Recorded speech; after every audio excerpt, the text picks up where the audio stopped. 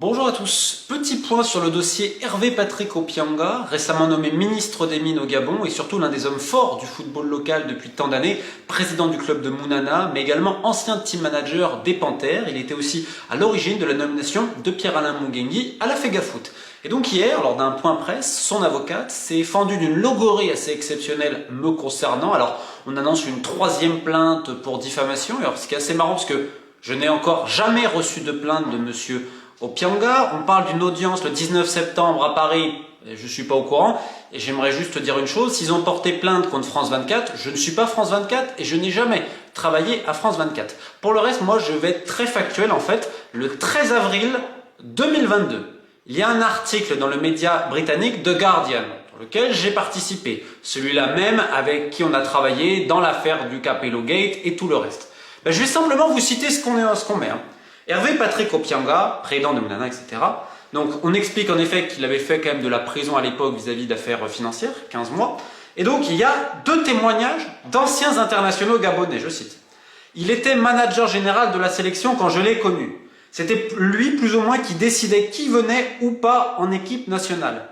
Il m'a personnellement appelé lorsque j'étais en Europe et il a été clair.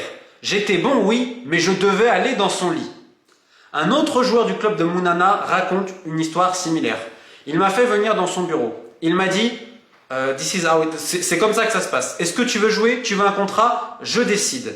Il m'a dit que je devais coucher avec lui. Quand j'ai refusé, il m'a viré de Mounana. J'étais dans un autre club et je vous assure que je n'ai pas vraiment joué parce qu'il appelait des gens. Cet homme est si puissant, tout le monde a peur de lui dans le football gabonais.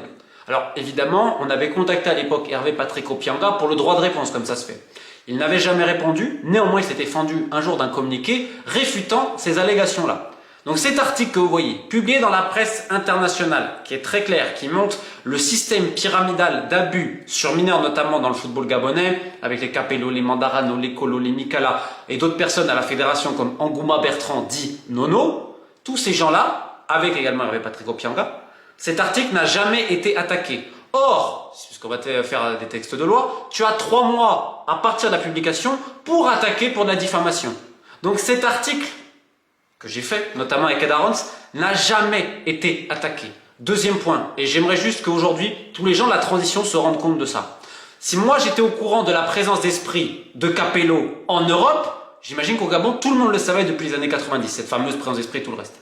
Rappelez-vous que lorsque Hervé Patrick Opianga était à Mounana, il a nommé Capello, responsable des équipes de jeunes.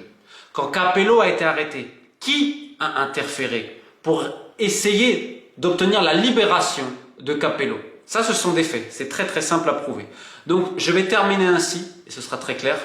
Je pense qu'il va voir ce que le chien a vu à Zeng, et potentiellement plus vite que prévu. La lutte continue. Merci pour votre soutien. Équipe de FIF.